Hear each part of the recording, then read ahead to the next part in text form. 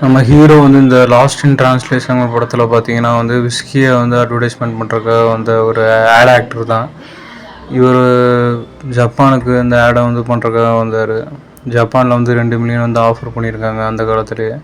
2 மில்லியனோட வாங்குறதுக்கு பணமும் நிறையா வரும் அப்படின்னு சொல்லிட்டு அவன் பையனோட பர்த்டே மிஸ் பண்ணிவிட்டு அந்த ஆடை நடித்து கொடுக்குறதுக்காக வந்திருக்காரு.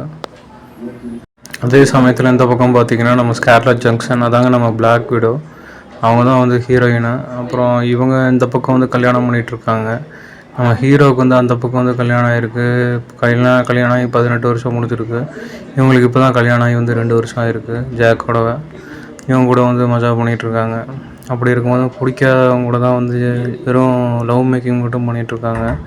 ஏன்னா அவன் புரிஞ்சுக்கிறக்கே வந்து லேட் பண்ணுறான். இவரோட ஹஸ்பண்ட் வந்து ஒரு ஃபோட்டோகிராஃபராக வந்து இருக்கான். நம்ம படத்தோட ஹீரோவும் அதுக்கப்புறம் ஸ்கார்லெட் ஜங்ஷனும் வந்து ஃபஸ்ட்டாக மீட் பண்ணுறது பார்த்திங்கன்னா லிஃப்ட்டில் தான் வந்து மீட் பண்ணுறாங்க.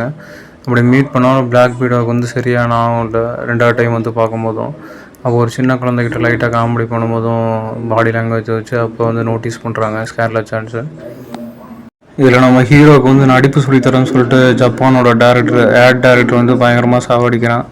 அது அவனோட லாங்குவேஜில் தான் வந்து பேசுகிறான். ஆனால் வந்து ஒரு லாங்குவேஜுமே அவருக்கு புரியல.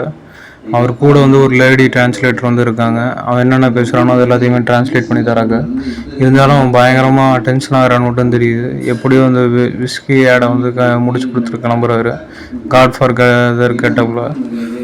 இதில் இன்னொரு பக்கம் பார்த்தீங்கன்னா நம்ம ஹீரோ ஆடு எல்லாமே முடிச்சதுக்கப்புறமா ஷூட்டிங்கு அவரோட ஒதுக்கப்பட்ட அந்த லாட்ஜ், அவரோட ஃப்ளாட்டில் உட்காந்து டிவி பார்த்துட்ருக்காரு. அவர் நடித்த படத்தையே, ஒரு மங்கியோட நடித்த படத்தை.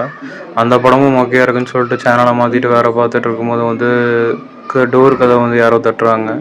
யாருன்னு சொல்லி திறந்து பார்க்கும்போது பார்த்தீங்கன்னா மசாஜ் பண்ணுற பொண்ணு வந்து நிற்கிது. என்னப்பா என்ன வேணும் அப்படின்னு கேட்டால், இல்லை அவங்களுக்கு மசாஜ் பண்ணுறதுக்காக தான் என்னை அனுப்பிச்சி விட்டாங்க, ஜப்பான் மசாஜ்னு சொல்லிட்டு வந்து டபுள் மீனிங்கில் வந்து பேசுது. அதுவும் வந்து பார்த்திங்கன்னா பயங்கர அலப்பறை கொடுத்துட்டு இவரும் இன்ட்ரெஸ்ட் இல்லாமல் இருக்கார். மசாஜ்லாம் எனக்கு தேவை கிடையாது அப்படின்னு சொல்லிட்டு அதுவும் டபுள் மீனிங்கில் அலப்பறை கொடுத்துட்டு அங்கேருந்து வந்து எஸ்ஸாக பார்க்குது.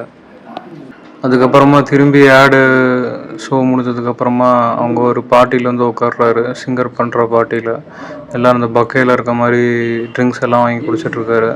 அப்போ நம்ம ஸ்கார்லெட் ஜான்சனை வந்து பார்க்குறாரு. அந்த பொண்ணை வந்து லுக் கொடுத்து, ஏன்னா அங்கேயே பார்த்துருக்கானே அந்த மாதிரி வந்து லுக் கொடுத்து அவங்க ஹஸ்பண்டு அப்புறம் மற்றவங்களோட இருக்கும் போதும் அந்த பொண்ணு வந்து சூப்பராக படிச்சு. அப்புறம் நம்ம ஹீரோ வந்து பார்க்குற ஸ்கார்லெட் ஜான்சனை எதுக்கு பார்க்குறாங்கன்னு சொல்லிட்டு, அப்புறம் அங்கே இருக்க அந்த சர்வீஸ் மேன் எல்லாத்துக்கும் காஃபி இந்த மாதிரி வைக்கிறவங்ககிட்ட வந்து கூப்பிட்டு இவருக்கு அந்த ட்ரிங்கை போய் கொடு அப்படின்னு சொன்னோன்னே வந்து அவனும் கொண்டு போய் கொடுக்குறான். அப்போலேருந்து அவங்களோட ரிலேஷன்ஷிப் வந்து ஸ்டார்ட் ஆகுது. அப்புறம் ஸ்கார்லெட் ஜான்சனோட ஹஸ்பண்ட் பார்த்தீங்கன்னா அவர் இன்னொரு பொண்ணோட வந்து பேசிகிட்டு இருக்காரு. அந்த பொண்ணு வந்து ஒரு படம் எடுத்துகிட்ருக்கு, மூவியோட டைரக்டராக இருக்குது. இவர் வந்து ஃபோட்டோகிராஃபராக இருக்கார் ஸ்கார்லெட் ஜான்சனோட ஹஸ்பண்டு. இவங்க 2 பேரும் பேசுகிறத பார்த்து வந்து பயங்கர பொசிட்டிவ் ஆகுது. இதுக்கு அவங்க முன்னாடி வந்து ஓவராக வளைஞ்சு பேசிகிட்டு இருக்கீங்க அப்படின்னு சொல்லிட்டு வந்து ஹஸ்பண்ட் வந்து சத்தம் போடுது. என்ன அவங்க முன்னாடி வந்து சீனை காமிச்சிட்ருக்கீங்களா அப்படின்ட்டு. இந்த மாதிரிலாம் எனக்கு பண்ணிகிட்டு இருந்தால் பிடிக்காது அப்படின்னு சொல்லுது. இதுலேருந்தே அது பயங்கரமாக ஹார்ட் வந்து டிஸ்டர்ப் ஆக ஆரம்பிக்குது ஸ்கார்லெட் ஜான்சனுக்கு. அப்புறம் ஸ்கார்லெட் ஜான்சன் வந்து பார்த்திங்கன்னா நம்ம ஹீரோ இருக்க இடத்துல வந்து அதே பாரில் வந்து உட்காருது. அவர் ரிலாக்ஸ் பண்ணிகிட்டு இருக்கும்போது எல்லா வேலையும் முடிச்சுக்கிட்டு நைட்டு டின்னர் அப்போ அது வந்து உட்காந்துக்கிட்டு உங்களுக்கு கல்யாணம் ஆயிடுச்சா அப்படின்னு வந்து விசாரிச்சிட்ருக்கு. கல்யாணம் ஆகி எவ்வளோ வருஷம் ஆச்சு அப்படின்னு கேட்டப்போ எனக்கு 18 வருஷம் ஆச்சு. எதுக்காக வந்திருக்கீங்கன்னு கேட்டப்போ நான் இங்கே விஸ்கி பிராண்டு ஆடுக்காக வந்திருக்கேன் அப்படின்னு நம்ம ஹீரோ சொல்கிறாரு. ஹீரோயின் கிட்ட என்ன பண்ணுறீங்கன்னு கேட்குறேன். எனக்கு கல்யாணம் ஆயிடுச்சு, 2 வருஷம் தான் ஆச்சு. என் ஹஸ்பண்ட் வந்து ஃபோட்டோகிராஃபராக இருக்கார் அப்படின்னு சொல்லிச்சு. நீங்கள் என்ன பண்ணிகிட்ருக்கீங்கன்னு கேட்டப்போ நான் வந்து சும்மா வீட்டில் தான் இருக்கேன் அவர் கூட ஒத்தாசையாக. நான் டிகிரி முடித்து 2 வருஷம் தான் ஆகுது அப்படின்ட்டு சொல்லிகிட்டு இருக்கு. ஸ்கார்லெட் ஜான்சன் வந்து கையில் வந்து வீடியோ பிடிச்சிக்கிட்டு அந்த அக்கா நம்ம ஹீரோ கிட்ட வந்து பேசுகிறாங்க. அதுக்கப்புறம் எனக்கு தூக்கம் வருது, நான் இப்போ தூங்கணும் போல இருக்குது அப்படின்னு சொல்கிறாங்க. சொன்னதுக்கப்புறம் ஆமாம் எனக்கு தான் தூக்கம் வருது நம்ம ஹீரோ வந்து சொல்கிறாங்க. இதே ரிலேஷன்ஷிப்போட வந்து 2 பேருமே மெயின்டைன் பண்ணி வந்து போயிட்டுருக்காங்க. ஏன்னா 2 பேரோட லைஃப்லேயே வந்து பயங்கர டார்ச்சராக தான் இருக்கும்.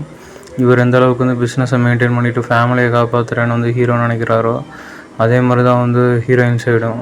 அவர் ஃபோட்டோகிராஃபு வேலையை தான் சுற்றிட்டுருக்காரு. ஜஸ்ட்டு இவங்களை 2 பேர்த்தையும் வந்து டூல்ஸாக தான் யூஸ் பண்ணிக்கிறாங்க தவிர உண்மையான லவ்வே வந்து காட்டலை. ஒரு கேரிங்கே வந்து இருக்க மாட்டேங்குது 2 பேரோட ரிலேஷன்ஷிப் அவங்களோட லைஃப்பில். அதனால் வந்து 2 பேத்துக்குமே வந்து மனசு உடைஞ்சு தான் இருக்காங்கன்னு வந்து இந்த டேரக்டரோட ஃப்ரேமில் வந்து காட்டுறாங்க. ஏன்னா அந்த படத்தை எடுத்ததே பார்த்திங்கன்னா ஒரு ஃபீமேல் டேரக்டர் தான் வந்து எடுத்திருக்காங்க. அவங்க லைஃப்பில் நடந்ததாக கூட இருக்கலாம், இல்லை அவங்க ஃப்ரெண்டு லைஃப்பில் நடந்ததாக கூட இருக்கலாம். இப்படி அவங்க 2 பேர் இருக்கும் போதும் நம்ம ஹீரோவும் ஹீரோயினும் பார்த்திங்கன்னா தூங்க போயிடுறாங்க. அடுத்த நாள் காலையில் வந்து ஸ்விம்மிங் பூலில் நம்ம ஹீரோ வந்து கூலாக ஆட ஆரம்பிக்கிறாரு.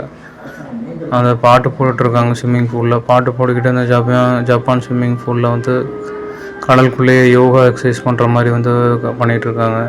நம்ம ஹீரோ வந்து நீச்சல் அடிச்சுக்கிட்டு அந்த பாட்டையும் கேட்டுக்கிட்டு பாட்டையும் கேட்காமையும் ரிலாக்ஸேஷன் பண்ணிகிட்ருக்காரு.